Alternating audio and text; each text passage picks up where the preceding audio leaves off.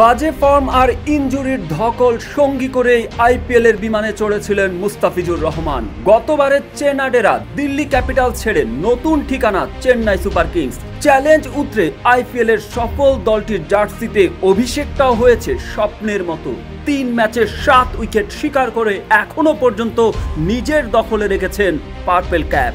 ফিজ আইপিএলে বাংলাদেশের একমাত্র প্রতিনিধি, অথচ বাংলাদেশ ক্রিকেট বোর্ডের জরুরি তলব দেশে ফিরতেই হবে মুস্তাফিজকে।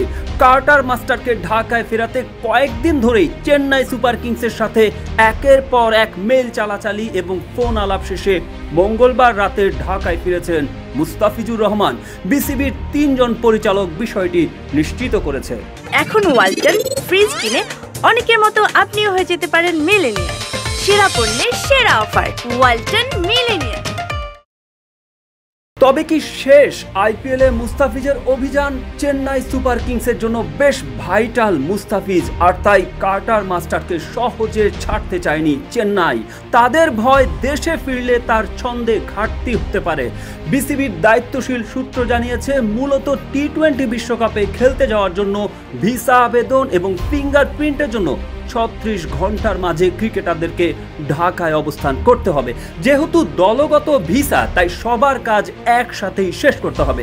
মঙ্গলবার সন্ধ্যার ফ্লাইটে ভারত থেকে ঢাকা এসেছেন এই পেসার। আসন্ন টি-20 বিশ্বকাপের আসর বসবে আমেরিকা ও ওয়েস্ট ইন্ডিজে। ভিসা প্রক্রিয়া সম্পন্ন করতেই আগামীকাল বৃহস্পতিবার বাংলাদেশ দলের সম্ভাব্য স্কোয়াডে থাকা ক্রিকেটারদেরকে মার্কিন দূতাবাসে যাওয়ার কথা রয়েছে, যে তালিকায় নিশ্চিতভাবেই থাকবেন মুস্তাফিজ।